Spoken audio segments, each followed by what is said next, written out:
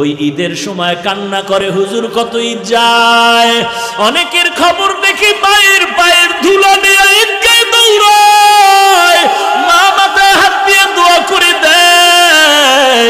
ওই সন্তান কান্না করে, মায়ের আশীর্বাদ পাইলাম না, মায়ের সাথে কথা বলবো পারলাম না, মা মোবাইল করেছে, আমি ঘুমেছিলাম, উঠিয়া যখন আমি মাকে কল দেই ধরে না। হঠাৎ করে একদিন দুদিন হঠাৎ একজনে ধরিয়া বলে, তোর মা অসুস্থ, হসপিটালে চলে গেছে, আর আমি মায়ের সাথে কথা বলতে পারলাম না। হসপিটাল থেকে মা চির কবরের বাসিন্দা হয়ে ফেরত আসছে। ও নবীর উম্মতেরা, আজকে যারা মা হারা, বাবা হারা, এতিম অসহায়, ওই মায়ের চেহারাটাও কি মনে পড়ে না? ওই বাবার চেহারাটাও কি মনে পড়ে না? আমার নবীও বড় এতিম, মা বলে ডাকতে পারেন নাই, বাবাও হারাইলেন। আমার নবী চারদিকে নবীর দুশ্মন আর দুশ্মন। আল্লাহর নবী বলেছেন, ও দুনিয়ার মানুষ, আল্লাহর পরে মায়ের খেদমত করো, মায়ের খেদমত করো, মায়ের খেদমত করো। তিনবার বলার পরে চতুর্থবার বললেন, বাবার খেদমত করিও। ও সন্তানেরা, কার মা বাবারে হারাই আজকে এতিম হয়ে পড়ছো? ওই মা বাবার জন্য কি একটু চোখের পানি ছাড়তে পারো না রে নিষ্ঠুর? ওরে চোখের পানি আসবে কিভাবে? গুনাহ করতে করতে দিলটারে পাথর বানায় ফেলছো। গুনার কারণে অন্তর পাথর, চোখে পানি নাই। ডানে বামে তাকায় দেখো কার চোখে পানি। ওরে লজ্জা ভালাইয়া একটু হাত বাড়াইয়া কান্নাওয়ালার কাছে দোয়া চাও, আর বলো, কান্নাওয়ালা ভাই, আপনার কপাল ভালো, আমার কপাল বড় খারাপ। আমার চোখে পানি নাই, আপনার চোখে পানি। আল্লাহ যদি আপনাকে মাফ করে, আমার জন্য একটু মাওলার কাছে দোয়া করেন, আল্লাহ যেন আমাকেও দয়া করে মাফ করিয়া দেয়। আর যার মা বাবা দুনিয়াতে বেঁচে আছে, তোমার কপাল ভালো। বাসায় গিয়া মায়ের কাছে বলিও, মা তুমি আমার মাথায় হাত বুলাই একটু দোয়া করিয়া দাও। আজকে ময়দানে কত যুবকের চোখে পানি দেখলাম, আমার কপাল খারাপ, আমার চোখে পানি নাই। আর শরমিয়া তাকায় রয়েছে, আমার চোখে পানি নাই। এরে আল্লাহর বান্দারা, আমার চোখে পানি নাই কেন? ওই ভাইয়ের কাছে দোয়া চাও। মাকে বলবা, মা একটু দোয়া করিয়া দাও, আমার কপাল বুঝি খারাপ হয়ে গেল। মা যদি মাথায় হাত দিয়া দোয়া করিয়া দেয়, সাথে সাথে আরশে আজিমের দরজাটা খুলে যাবে, আল্লাহ পাক দোয়া কবুল না করিয়া পারবে না। আর বাবারেও পাইলে দোয়া চাইও। জানি না কার বাবা এই ময়দানে আছে, জানা নাই। এই ময়দানেও যদি থাকে, লজ্জা ফালায়া বাবার কাছে গিয়া দোয়া চাও। কারণ এখন যে মনের অবস্থা, অন্তরটা বড় ভাঙ্গা, বড় নরম। এই মুহূর্তে বাবার কাছে দোয়া চাইলে, বাবায় যদি মাথায় হাত দেয়, কবুল না হয়ে পারবে না।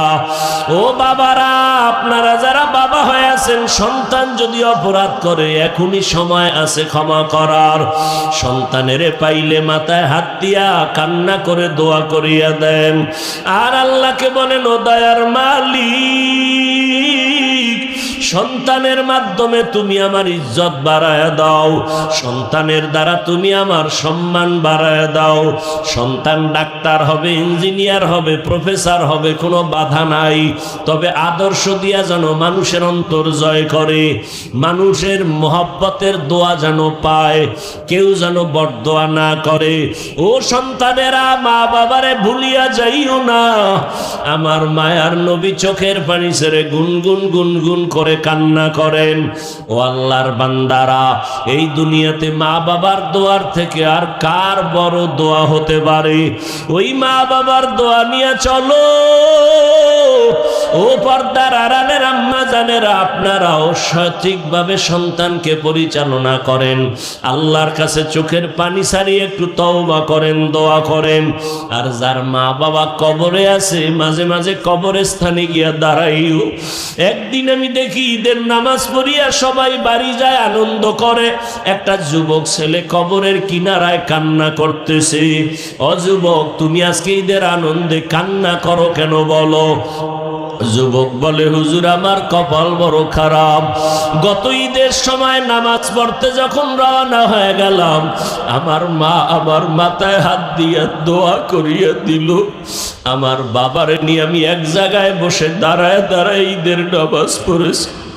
আজকে যখন ঈদের নামাজ পড়তে রওনা হয়েছি, হঠাৎ তাকায় দেখি আমার মায়ের বিছানাটা খালি। আজ আমার মাথায় কে হাত বুলাইয়া দিবে? আমার মাথায় হাত দিয়ে কে দোয়া করবে? আজ আমার বাবাও নাই, আমি কারে নিয়ে পাশে দাঁড়াইয়া নামাজ পড়বো? ওরে যার মা আছে তার কলিজা বড় বড় শক্তিওয়ালা, যার বাবা অসুস্থ কিন্তু বেঁচে আছে তার সাহসটাও বড় শক্তিওয়ালা। আর যত বড় শক্তিওয়ালা সন্তান হোক, মা না থাকলে বাবা না থাকলে দিলটা নরম ছোট ছোট মনে হয়। আর যার বাবা বেঁচে আছে বিছানায় থাকলেও কেমন যেন দিলের মধ্যে একটা সাহস, আমার শক্তি আছে। কারণ মা বাবায় বিছানায় বসে যদি দোয়া করে সাথে সাথে কবুল হয়ে যাবে। মা এত অসুস্থ, এমন একটা রাত নাই মোবাইল করিয়া খবর নেয় না। মা বলে, বাবা কখন ঘুমাবি, খানা খাইছো নি, শরীরের কি হালাত? কিন্তু ওই মা তোমার আমার এত খোঁজ খবর নিল। তুমি সন্তান হইয়া বাড়ির দরজায় মা বাবার কবরের কয়বার খবর নিয়েছো? ওই মা বাবারে সাদা কাপড়ে পেঁচাইয়া কবরে রাখছো? ওই মা বাবারে একবারও কি সালাম দিছো রে নিষ্ঠুর? ওই মা বাবার কি একটু খবর নিছনি? ও তুমি যদি না নাও, তোমার সন্তানেরাও কিন্তু নিবে না। তোমার সন্তানেরাও তোমারে অ্যাবাউট করে চলবে, তোমাকে এড়াইয়া চলার চেষ্টা করবে। অতএব মা বাবার জন্য একটু চোখের পানি ছেড়ে দোয়া করো। আমিও দোয়া চাই আপনাদের কাছে, আল্লাহ আমাকেও যেন কবুল করিয়া নেন। আরে এখানে বসিয়া কথা বলার এলেম নাই, যোগ্যতা নাই, কিছু নাই। আল্লাহ দয়া করে সম্মানের জায়গায় বসাইছেন। আল্লাহ গুনার কারণে যেন আবার ফালাইয়া না দেন। ও আল্লাহর বান্দারা, ও পর্দার আড়ালের মা বোনেরা, আমিও তো মায়ের সন্তান, আপনারাও তো মায়ের সন্তান। ও আল্লাহর বান্দারা, মা বাবার জন্য বেশি বেশি দোয়া এবং খেদমত করেন। যত দোয়া নিতে পারবেন কপাল তত পরিষ্কার হবে, ভাগ্য তত খুলবে। ওই মা বাবার জন্য চোখের পানি ছেড়ে দোয়া করেন, আর আল্লাহর কাছে নিজের গুনাহের জন্য ক্ষমা চান। কারণ দুনিয়াতে গুনাহ করবে, নারী অংশ মা বাবার কবরে যাবে, তারা কষ্ট পাবে। বরং সব সময় মা বাবার জন্য দোয়া করবেন। জুমার দিন যদি হয় বা বৃহস্পতিবার দিন হয়, মা বাবার কবর জিয়ারত করবেন। একবার আলহামদু, তিনবার কুল হু আল্লাহ দরুদ শরীফ পড়িয়া অন্তর ভরে কান্না করবেন। যদি আপনি এমন করেন, ইনশাআল্লাহ আপনার সন্তানগুলো এরকম মা বাবা ভক্ত হয়ে যাবে। আল্লাহর কাছে দোয়া করেন, গুনাহ থেকে বাঁচার চেষ্টা করেন। গুনাহ থেকে বাঁচার জন্য একটা মেডিসিন লাগবে, তা হলো তাকওয়া, আল্লাহর ভয়। আর এই তাকওয়া বা আল্লাহর ভয় অন্তরে আনায়নের জন্য, আসার জন্য একমাত্র মাধ্যম হলো খাঁটি আল্লাহওয়ালাদের নেক নজর, আল্লাহওয়ালাদের সাথে সম্পর্ক, উলামায়ে আহলে হকদের সাথে সম্পর্ক করিয়া গুনাহমুক্ত হইয়া আমাদের সবাইকে কবরে যাওয়ার তৌফিক দান করেন। আমিন। আলহামদুলিল্লাহি রাব্বিল আলামিন, ওয়াসসালাতু ওয়াসসালামু আলা সাইয়্যিদিল আমবিয়া ওয়াল মুরসালিন ওয়া আলা আলিহি ওয়া আসহাবিহি আজমাইন। ইয়া আরহামার রাহিমিন, ইয়া আরহামার রাহিমিন, ইয়া আরহামার রাহিমিন। রব্বিরহামহুমা কামা রব্বায়ানি সগীরা। اللهم إنك عفو كريم تحب العفو فاعف عنا اللهم إنا نعوذ بك من البرص والجنون والجذام وسيء الأسقام উদয়ের মালিক খোলা আসমানের নিচে কুদরতের নজর দিয়ে দেখেন কত উলামায়ে কেরাম হাজির হয়েছেন, কত মুরব্বী, কত ব্যবসায়ী, কত চাকরিজীবী, কত ছাত্র, কত যুবক ভাইরা, পর্দার আড়ালের কত মা বোনেরা হাত তুলেছেন। ও আল্লাহ, জানি না কার অন্তরে কি ব্যথা, আপনি আলিমুল গায়বি ওয়াস শাহাদা, আপনি ভালো করে জানেন। মেহেরবানি করে আমাদের সবাইকে আপনি মাফ করিয়া দেন, মাহফিল কবুল করে নেন, আয়োজনকারী সহযোগিতাকারীদের কবুল করে নেন, মাদ্রাসা কবুল করে নেন। আয় আল্লাহ, এলাকার ঘরে ঘরে শান্তি দান করেন, মা বোনদের আবেদা বানায় দেন, সন্তানগুলো নেককার বানায় দেন। আয় আল্লাহ, যারা লেখাপড়া করে পরীক্ষার্থী কামিয়াবি দান করেন, মাদ্রাসা মসজিদকে আপনি কবুল করে নেন, অন্যান্য শিক্ষা প্রতিষ্ঠান নবীর আদর্শের আদলে কবুল করে নেন। রব্বুল আলামিন সারা দুনিয়াবাসীকে মাফ করে দেন, বাংলাদেশ শান্তির দেশ বানায় দেন। আয় আল্লাহ, দেশের জন্য দিনের জন্য যারা জীবন দিল মাফ করে দেন। রব্বুল আলামিন প্রশাসনিকভাবে যারা কাজ করে দিনের খাদেম বানায় দেন। আয় আল্লাহ, সরকার বাহাদুর সহ সকল জনপ্রতিনিধিদেরকে দিনদার বানায় দেন, পরস্পরের রিয়া হাসাদ কিবির দূর করে ইখলাস দান করেন, ইলম ও হিলম ও হিকমত আমলে বরকত বাড়ায় দেন। मैं दूर हूँ मजबूर हूँ ऐ सैयद आलम, मैं दूर हूँ मजबूर हूँ ऐ सैयद आलम, दीदार दिखाते नहीं आवाज सुना दो, दीदार दिखाते नहीं आवाज सुना दो।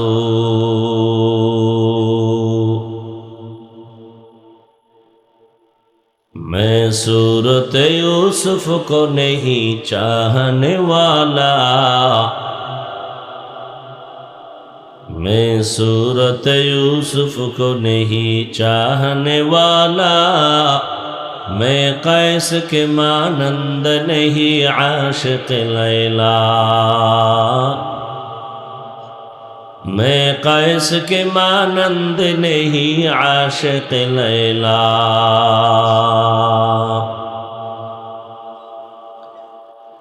मैं आशिक मौला हूँ, मेरा इश्क दवाना, मैं आशिक मौला हूँ, मेरा इश्क दवाना, ये जुमला जहाँ जिसकी तजल्ली से उजाला, ये जुमला जहाँ जिसकी तजल्ली से उजाला। रसूल की बोलें, আল্লামানি রব্বি ফাআহসানা তালিমি ওয়া আদ্দাবানি রব্বি ফাআহসানা তাদিবি, আমার আল্লাহ আমাকে আদব শিক্ষা দিছেন। আল্লাহর দেওয়া আদব শিক্ষা কত সুন্দর। ফাআহসানা তাদিবি, অতএব নিজে নিজে আদব শিখা যায় না, শিখাইতে হয়। আমার নবীরে কে শিখাইছেন? নবী আবার সাহাবাদেরকে শিখাইছেন ওস্তাদের সামনে কেমনে বসবো, জুতা কেমনে পরবো, পানির গ্লাস কেমনে ধরবো, সব শিখাইছেন সাহাবায়ে কেরামদেরকে। নবী এভাবে শিখাইতে শিখাইতে আমগো পর্যন্ত আসছেন। শিক্ষার কোনো শেষ নেই। যারা ছাত্র আমরা তাদেরকে তলিবুল ইলম বলি, রসুলের হাদিসের মতে তারা তলিবুল ইলম। আসলে সবাই তলিবুল ইলম। যারা মুআল্লিম শিক্ষক তারাও তলিবুল ইলম, এলেম তালাশ করে। ছাত্রকে পড়াইতে হলেও এলেম তালাশ করে পড়াতে হয়। এলেম যে তালাশ করে সেই তলিবুল ইলম। আর যে এখানে আপনারা যারা আসছেন সবাই তলিবুল ইলম। আপনাদের দাম কত? ঘর থেকে যখন বের হয়েছেন এখানে আসবেন, প্রত্যেকটা কদমে কদমে সওয়াব লেখা হয়েছে। এখানে এসে বসা মাত্র জীবনের সব গুনাহ মাফ হয়ে গেছে। একটা মাসআলা এখানে শিখবেন, 100 রাকাত নফলের নামাজের বেশি সওয়াব পেয়ে যাবে। অনেকগুলো দ্বীনের মাসআলা জানবেন তো 1000 রাকাত নফল নামাজের থেকেও বেশি সওয়াব পেয়ে যাবে। কত দাম আপনাদের! হ্যাঁ, আপনারা যখন হাঁটছেন ফেরেশতারা নূরের পাখা বিছাইয়া দিছে। একবার সুবহানাল্লাহ বলবেন, জান্নাতে একটা গাছ হয়ে যাবে। কত বড় গাছ! 500 বছর পর্যন্ত দ্রুত গতির যদি কোনো বাহনকে দৌড়ানো হয়, সে এক মাথার ছায়া থেকে আর এক মাথা শেষ করতে পারবে। এই যা বলতেছি শুধু শুনতেছেন, দেখাইতে পারতেছি না। শুইনা শুইনা বিশ্বাস করতেছেন না? এর নাম ইলমুল ইয়াকিন। ইলমুল, শুনে শুনে বিশ্বাস করতেছেন। এরপরে এক সময় এটা শরহে সদর হয়ে যাবে, আইনুল ইয়াকিন হয়ে যাবে। এরপরে এক সময় হক্কুল ইয়াকিন হয়ে যাবে। এগুলো বুঝার মানুষ নাই, বুঝাবারও মানুষ নাই। ভুল ধরার মানুষ আছে, ধরাইয়া দেওয়ার মানুষ নাই। সমালোচনা করা সহজ, কোনো ব্যক্তির কাজের সমালোচনা করা, কিন্তু ওই ব্যক্তির কাজটা করা বড় কঠিন। কি? সৈয়দ ফজলুল করিম রহমতুল্লাহ আলাইহির সমালোচনা করা সহজ, সৈয়দ ফজলুল করিমের মতো একটা কষ্টি পাথর বানানো বড় কঠিন।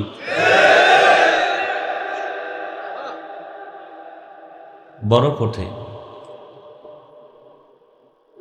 বরগুনা জেলার আব্দুর রশিদ রহমতুল্লাহ আলাইহি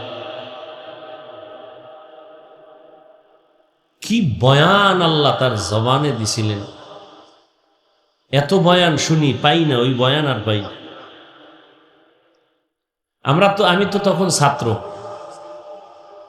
পুকুরের ঘাটলার পার্শ্বে একটা বড় খেজুর গাছ ছিল। এক আল্লাহর আশেক একটা দৌড় দিয়া গাছের উপরে উঠে গেছে, মাথায় আল্লাহ আল্লাহ করে আর লাফায়। খেজুর গাছের বাকল ডালপালা সব ভেঙ্গে গেল। আমরা নিচে দাঁড়ানো, টেনে নামানোর চেষ্টা করলাম, সে নামে না। গাছটার মাথা সব একেবারে পাতা শুদ্ধা, সব শেষ হয়ে গেল, একটা কাটাও ঢুকে নেই। তো নিজে তাকায় দেখছি। আর এখন আহমক কিছু আছে, ইসলামের ব্যানারওয়ালা দুশ্মন, এ তো বলবে আমি মিথ্যা বলতেছি। আপনারা এখানে যারা বসছেন খোলা আকাশের নিচে, আমার আসমানওয়ালার মালিকের উপরে বিশ্বাস রেখে একটু বলেন তো, এখানে যারা জীবনেও ওয়াজে বসেন নাই তারাও হয়তো বসছেন, বলেন তো আপনার এই আধা ঘন্টা টাইমের মধ্যে অন্তরের মধ্যে কি আফসোসের কোনো ধাক্কা লেগেছে? লাগে নাই? আধা ঘন্টা বয়ানের দ্বারা কথায় যদি আপনার অন্তরে একটু হলেও একটু দাগ কাটে, আঘাত লাগে, তাহলে যেই পাগল, যেই আশেক 1 বছর 2 বছর 20 বছর 30 বছর একজন আল্লাহওয়ালার কাছে দৌড়ায়, পিছনে চলে, জিকির করে, ওই বান্দার কলবের মধ্যে তো কি বলবো, ওই বান্দার তো বুক ফেটে মরে যাওয়ার কথা। আপনি আধা ঘন্টা হুজুরের কথা শুনে যদি অন্তরের মধ্যে একটা কম্পন শুরু হয়, তাহলে যে 10 বছর 20 বছর আল্লাহর ওলি যারা তাদের কাছে বসে, তাদের চেহারা দেখে, তাদের সোহবতে দেখে, তাদের তো বুক ফেটে মরে যাওয়ার কথা।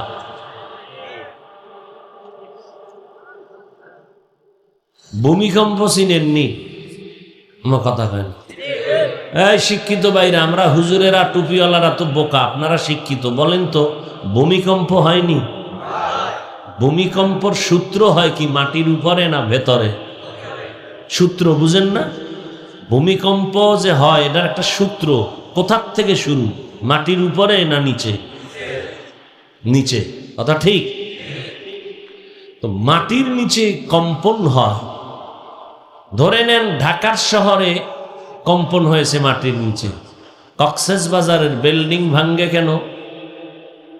এই শিক্ষিতরা জবাব দাও।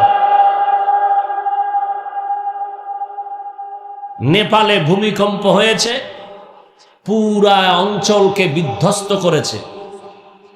পুরা জমিনে কম্পন হয় না, একটা স্থানে হয়। যে কোনো একটা মাটির উপরে না নিচে?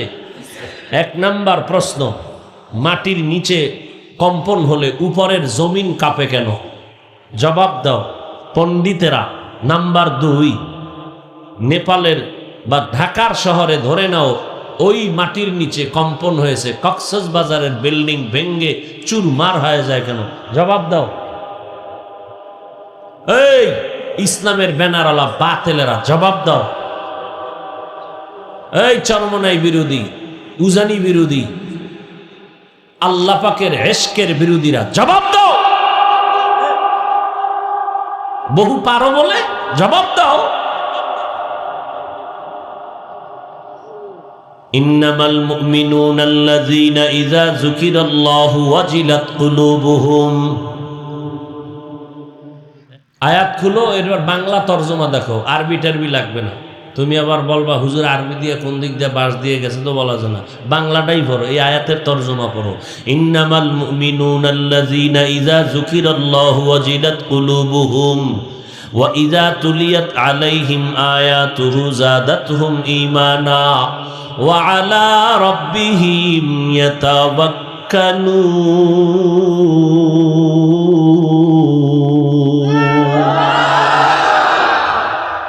আল্লাহ বলেন ইন্নামাল মুমিনুনা, নিশ্চিত মুমিন। মুমিন কাকে বলে? নিশ্চিত মুমিন ওই ব্যক্তি, ইযা যুকিরাল্লাহ, যখন জিকির করা হয়। কার জিকির? আল্লাহকে যখন স্মরণ করা হয়, তার নমুনা মুমিনের মধ্যে প্রকাশিত হয়, ভেসে উঠে। কি? ওয়াজিলাত কুলুবুহুম, কলবের ভিতরে ঝালঝালা শুরু হয়। কলবের মধ্যে কি শুরু হয়? জালজালা মানে কি? ঠান্ডা থাকে, চুপ। তাহলে নাড়াচাড়া, বলেন কম্পন কি? ইজা জুলজিলাতিল আরদু জিলজালাহা। আহা, কলবের মধ্যে কি হয়? কি হয়? কম্পন শুরু হয়। কি করলে? কি করলে? কার জিকির? এখন তর্জমা করবে অনেক ভাইজানেরা, জিকির মানি তেলাওয়াত। নো, এখানে কোরআন তেলাওয়াতের কথা আলাদা আছে। ওয়া ইযা তুলিয়াত আলাইহিম আয়াতুহু যাদাতহুম, যখন আবার তাদের সামনে কোরআনের আয়াত পড়া হয়, তিলাওয়াত করা হয়, তখন তাদের ইমানের স্পিরিট বেড়ে যায়। তাহলে কম্পন হয় কোথায়? কলবে। উপরে না ভিতরে? ভিতরে যদি কম্পন হয়, বডি কাঁপে কেন?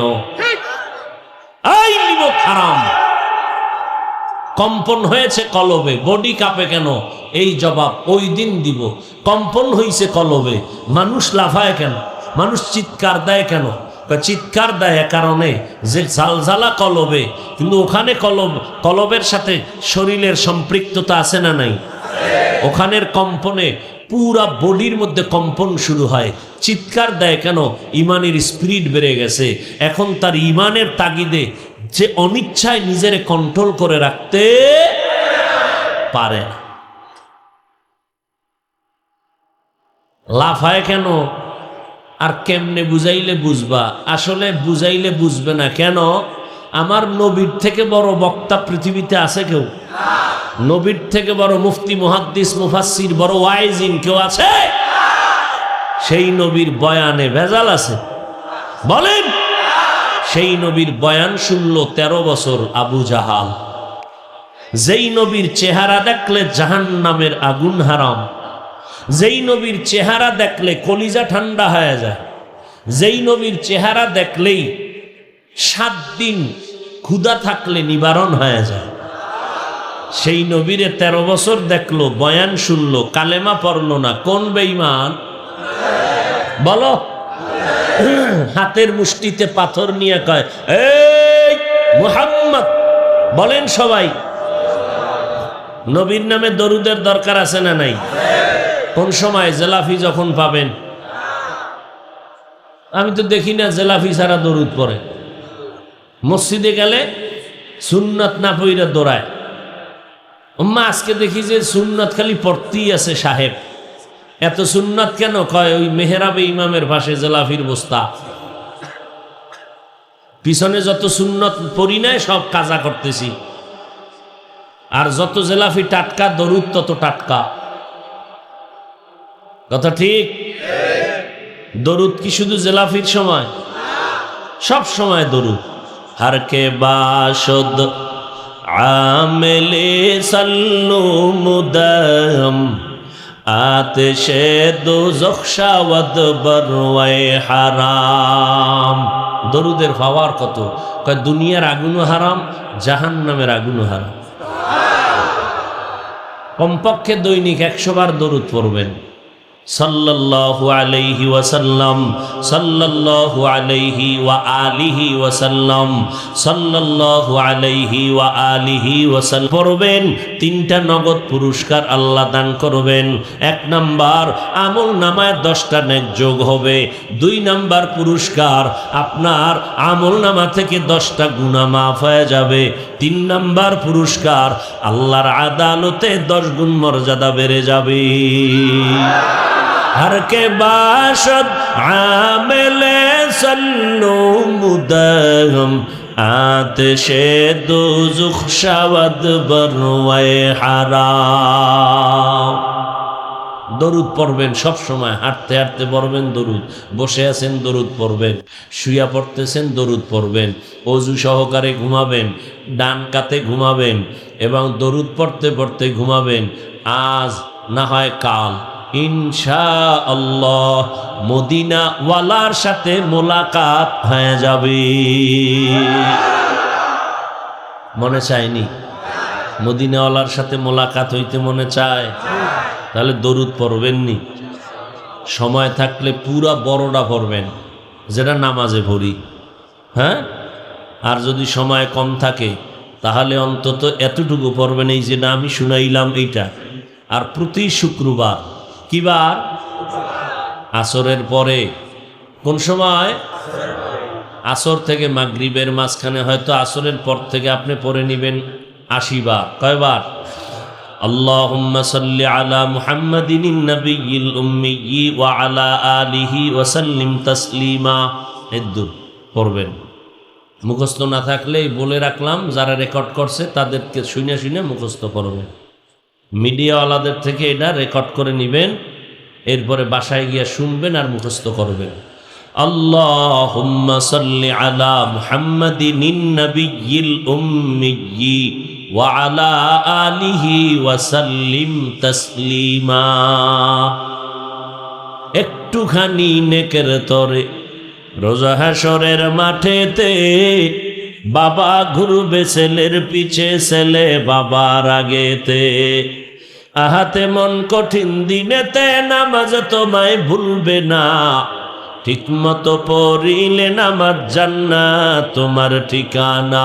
ঘুমের চেয়ে নামাজ ভালো আর তুমি ঘুমাইও না, ঠিক মতো পড়িলে নামাজ জান্নাত তোমার ঠিকানা।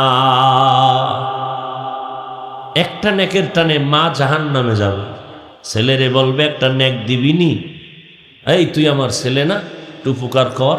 ছেলে বেঈমান আবু জাহাল পাথরগুলো জমিনের মধ্যে নিক্ষেপ করে কয়, মুহাম্মদ বড় জাদুকর। হেদায়েতের মালিক মান ইয়াহদিল্লাহু ফাহুয়াল মুহতাদ ওয়া মান ইউদ্লিল ফালান তাজিদা লাহু ওয়ালিয়াম মুরশিদা। আল্লাহ চাইলে হেদায়েত দিবেন, আর যার কপালে হেদায়েত নাই আল্লাহ যারে হেদায়েত দিবেন না। ওই বান্দা হেদায়াত তো পাবেই না, হেদায়াত পাওয়ার মতো কোনো মুর্শিদ, কোনো পথ প্রদর্শকও পাবে না। ও আল্লাহর বান্দারা, আল্লাহ বলেন আমি দুইটা আদেশ দিলাম, যারা মানবা তাদের জন্য দুইটা নগদ পুরস্কার দিলাম। এক নাম্বার, জবানের হেফাজত করো।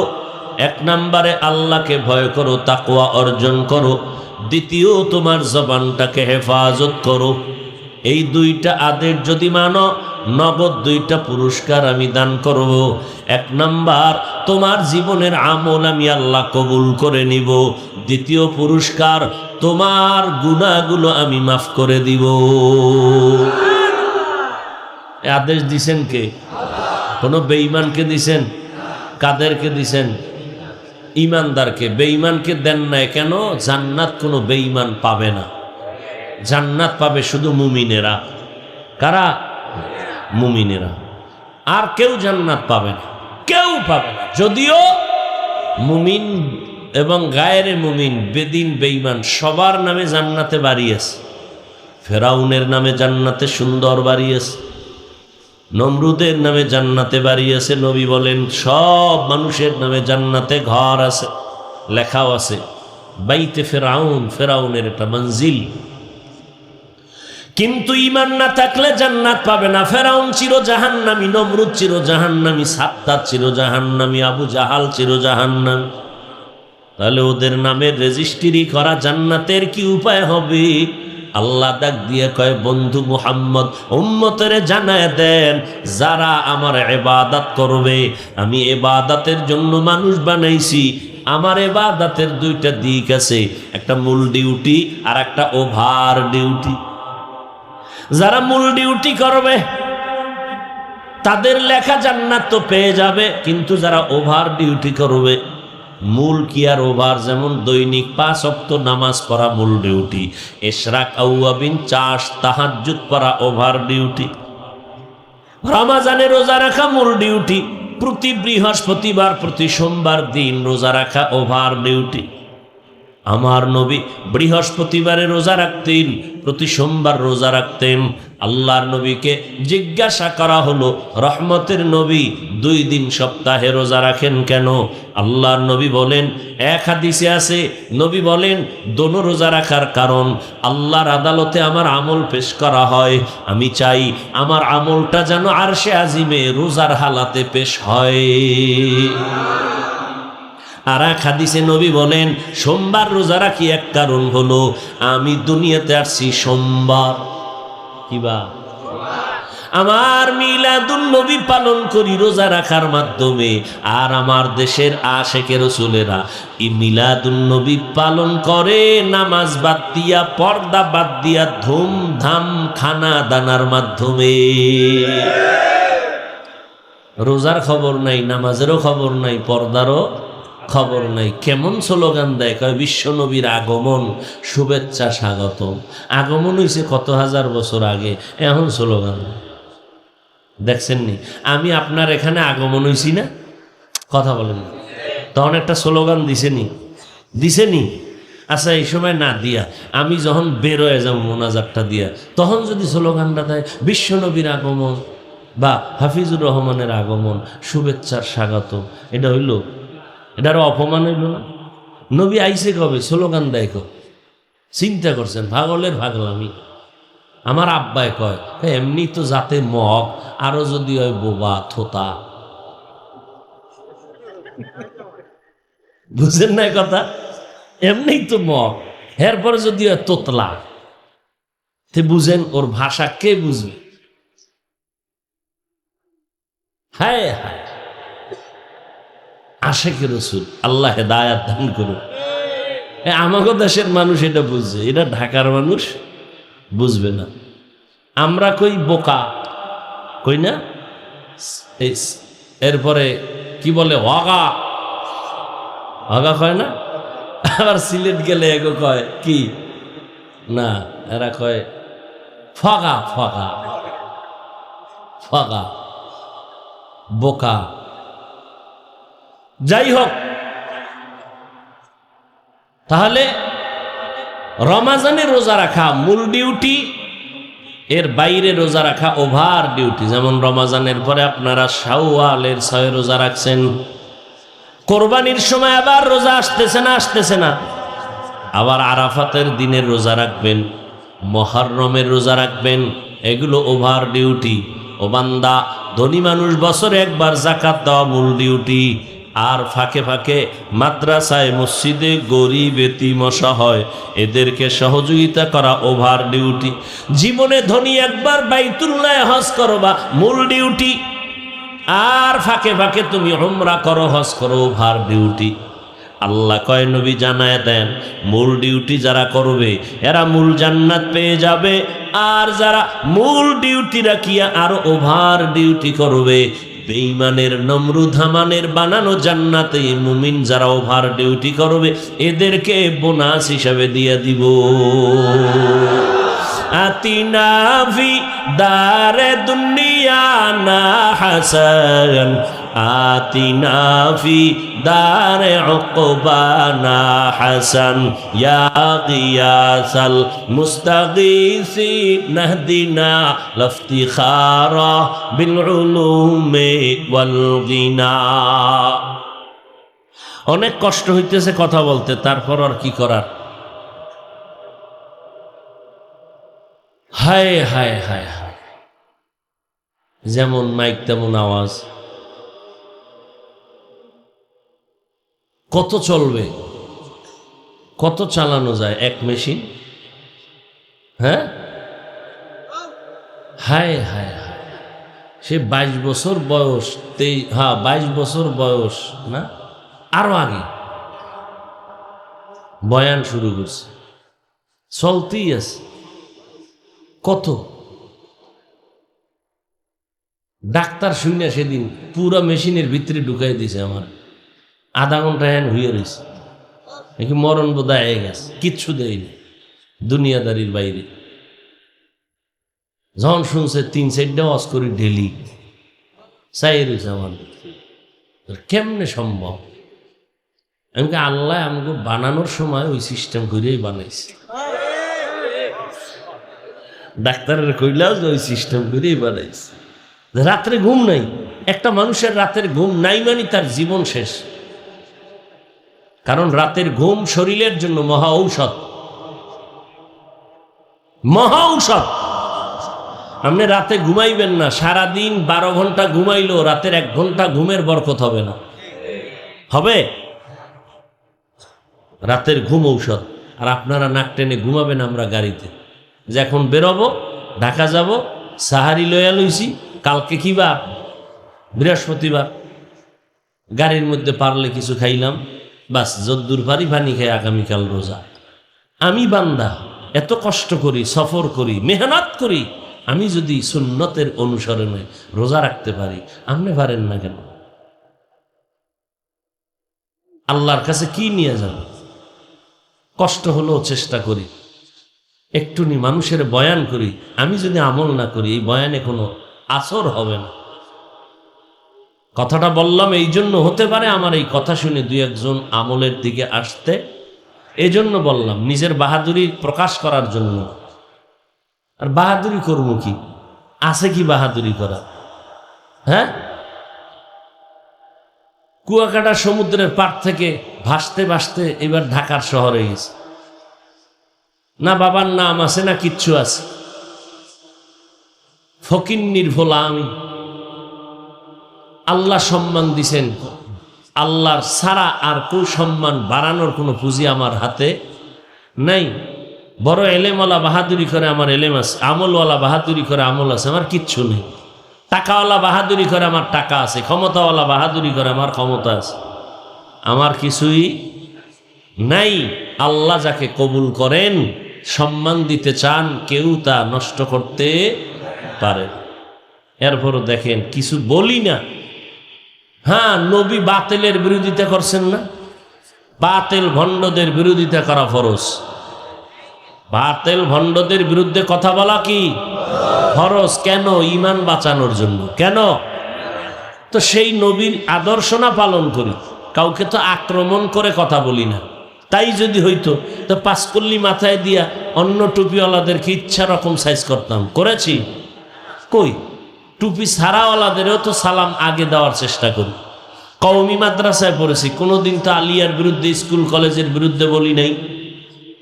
লম্বা জামা পরতেছি, জীবনে আমার বাবা তো অনেকে জানেন কেমন কেমন বাবা, হাজারে এক বাবা। সন্তান শাসন কেমনে করা লাগে আমার পুরা কড়ায় গন্ডায় হিসাব পাইছি তার থেকে। জীবনে একটা প্যান্ট পরার নাই, হাফ প্যান্টও পরার নাই, শার্ট তো দূরের কথা। ছোট থেকেই যখন বস্ত্র পোশাক পরার সুযোগ আছে তখন থেকেই ছোট লুঙ্গি অথবা পাজামা। আর এই কানি ভাড়া জামাও জীবনে পরায় নেই। জীবনে কানি ভাড়া জামা বুঝেন না, এটা জীবনে বাবায় ভরায় না আর আমিও ভরি না। এইভাবে গড়াইয়া এ পর্যন্ত আসছি বাবার মেহনতে, তাদের দোয়া, তাদের চোখের পানি, এটাই তো। আর কি? তুমি এলেমের বাহাদুরি করো, শিক্ষার বাহাদুরি করো। তোমার শিক্ষা, তোমার এলেম যদি তোমাকে অহংকার থেকে মুক্ত করতে না পারে, সেই শিক্ষা এলেম তুমি সমুদ্রের মধ্যে ফেলে দাও। তোমার সে এলেমের কোনো দাম নাই। তোমার এলেম, তোমার আমল, তোমার শিক্ষায় যদি তোমাকে বিনয় করতে না পারে, সেই শিক্ষা, সে এলেমের কি মূল্য আছে বলো? তোমার এলেম, তোমার শিক্ষায় যদি গীবত শেখায়েত থেকে তোমাকে মুক্ত করতে না পারে, সেই এলেম আর শিক্ষার বাহাদুরি করে কি লাভ হবে? তোমার শিক্ষা, তোমার এলেমে যদি তোমাকে চরিত্র সুন্দর করতে না পারে, এই এলেম শিক্ষা দিয়ে কি লাভ হবে তোমার? এলেম মানি বাহাদুরি করা, শিক্ষা মানি তুমি অহংকারী করবে। তাহলে তো আবু বকরের অহংকার বেশি করা দরকার ছিল, ওমরে ফারুকের অহংকার বেশি করা দরকার ছিল। পড়ো ইতিহাস, কোন অহংকার আছে কিনা দেখ। বরং জান্নাতের টিকিট পাইছেন 10 জন সাহাবা, ওপেন। কিন্তু টিকিট পেয়েও তারা অহংকারী না, আনন্দিত না, কাঁদতেছেন আল্লাহর কাছে অনর্গল। জীবনটা কাঁদতে কাঁদতে গেল। আর আমগো এলেম নাই, আমল নাই, তাকওয়া নাই, ইখলাস নাই, কিছু নাই, কান্নাও নাই। কেউ যদি কান্না করে তার দিকে তাকাইয়া আবার বাঁকা নজরে ঠাট্টা করে, দেখ লজ্জা নাই কেমনে কাঁদে। ওরে তুমি তাকে বলবা কেন? আমি তোমাকে উল্টা বলবো, ও নিমুখ হারাম, তুমি আল্লাহ মানো, নবী মানো, কোরআন মানো, হাদিস মানো, কাবা মানো, জান্নাত মানো, জাহান্নাম মানো। ওই মুসলমান বান্দা জাহান্নামের ভয়ে কান্না করে। ও মুসলমানের সন্তান, তুমি কোরআনের বাগানে বসছো, বলো তোমার চোখে কেন পানি নাই? তোমার লজ্জা কোথায় গেল? তুমি কেন কাঁদো না? প্রশ্ন তো তোমাকে করবো। তুমি আর উল্টা কান্নাওয়ালারে বলো, দেখছো নি কাঁদে কেমনে, লজ্জা নাই? প্রশ্ন তো তোমাকে করব। কোরআনের বাগানে বসে আমরা বলবো, দেখ একটু চোখে পানি নেই, কেমন লজ্জাহীন মানুষ। নবী কাঁদেন নাই, সাহাবায়ে কেরাম কাঁদেন নাই। সমস্যা এক জায়গায়, সমস্যা এক জায়গায়। কোনো বেঈমানের বাচ্চা আমাদেরকে সমস্যা অতটা করতে পারে না, সমস্যা তো বেশি করছে মুনাফিকেরা। মানুষকে ডিভাইডেড করে ফেলছে, মানুষকে বিশ্বাস করাইতে পারি না। কেন? আমার মতোই পোশাক লেবাস লাগানো আর এক হুজুর বলে নবী বেশি কাঁদে নাই, এত কাঁদো কেন? এটা বেঈমান বললে তখন আমাদের কথাটা আরো মানুষ গ্রহণ করত, কিন্তু আর এক হুজুরে যে বলছে, মানুষ তখন বিগড়ে গেছে। এই মুনাফিকদের কারণে ইসলামের ক্ষতি বেশি হয়েছে। এই জন্য আমি বয়ান বেশিরভাগই মুনাফিকদেরকে টার্গেট করে করি, কাফেরকে টার্গেট নয়। টার্গেট মুনাফিক। কাফেরকে চিহ্নিত করে সতর্ক থাকা যায়, মুনাফিককে চিহ্নিত করা যায় না। আমার মতোই লেবাসওয়ালা, ওর থেকে বাঁচা বড় কঠিন। কাফেরের থেকে ওই মুনাফিক আরো খারাপ, মুনাফিক আরো খারাপ। এই বাংলাদেশের ইতিহাস দেখেন, যতটা ইসলামের 12টা বাজাইছে মুনাফিকেরা। উদ্দেশ্য কি? ওদের বাতিলের আপনার ইবাদতে সন্দেহ ঢুকায় দিবে। কি ঢুকানো? সন্দেহ ঢুকানো, আর কিছু না। কি সন্দেহ? আল্লাহর নবী কয় সল্লু কামা রাআইতুমুনি উসাল্লি। এই সাহাবায়ে কেরাম, তোমরা নামাজ আদায় করো আমাকে যেমনে নামাজ আদায় করতে দেখো। নবী তখন সাহাবাদেরকে বলছেন, বুঝেননি? সাহাবাদের ইলম ছিল নি? আরে বলেন, কোরআন ছিল নি, হাদিস ছিল নি? সাহাবায়ে কেরাম জানতেন কিনা? জানতেন। তো নবী কইতে পারতেন না, এই সাহাবায়ে কেরাম আপনারা নামাজ পড়েন যেমনি ভাবে কিতাবে আছে দেইখা পড়েন? নবী এটা বলতে পারতেন না? নবী বলছেন না, সল্লু কামা রাআইতুমুনি উসাল্লি, তোমরা নামাজ পড়ো যেমনি ভাবে আমাকে নামাজ আদায় করতে দেখো। কারণ এটা কিতাব দেখলে হবে না। আবার নবীরে দেখা সাহাবায়ে কেরাম নামাজ শিখলেন, আবার তাদের দেখলেন তাবেঈন নামাজ শিখলেন, আবার তাদেরকে দেখে দেখে নামাজ শিখলেন তবে তাবেঈন, আইম্মায়ে মুজতাহিদিন, ওলামায়ে মুতাকাদ্দিমিন, ওলামায়ে মুতাআখিরিন। দেখে দেখে আমরা আমাদের ওস্তাদদের দেখে নামাজ শিখছি, ঠিক নি? এই মেয়াজ যখন 10 বছর বয়স, বাবায় তো 6 বছর থেকে রোজা রাখানো শুরু করছে, একটা রোজা ভাঙ্গি নেয় 6 বছর থেকে।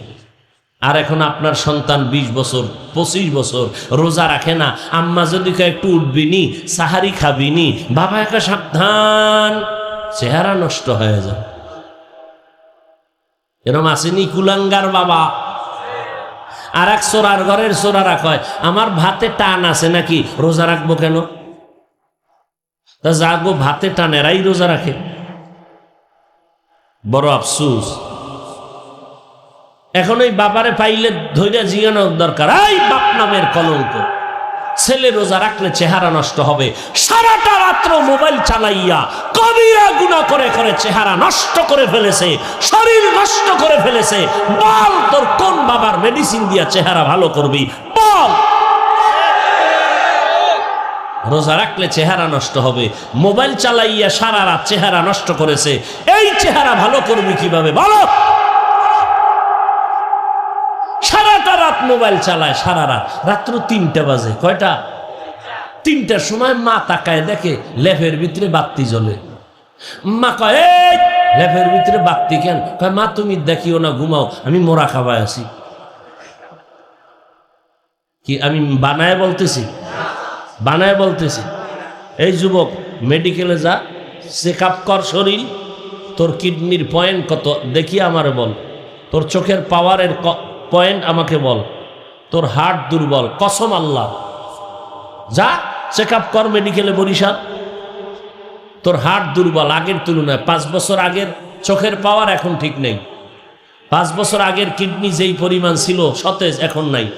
পরীক্ষা কর, হার্ট দুর্বল হয়ে গেছে তোর। মাথা ব্যথা আগের থেকে কম না বেশি? এই যারা মোবাইলের গোলামি করো, মিথ্যা কথা বললে বোবা হয়ে যাবি, সত্য বল। মাথা ব্যথা আগের 5 বছর আগের থেকে কমতেছে না বাড়তেছে? বল। আমারটা বাড়লে তোরটা বাড়বো না? আমি তো মোবাইল খুইলা কিতাব চাই গাড়িতে বয়ে বয়ে, কতক্ষণ চাইলে দেখি গোলা, দেখি গোলা। এমনি তো বরকত নাই মোবাইলে, এমনি কিতাব, কাগজের কিতাব পড়িয়া যে মজা আছে এটা তো আর মোবাইলে নেই। একাকাম সারি, কিছুক্ষণ তাকাইলে চোখ ব্যথা, মাথা ব্যথা কর।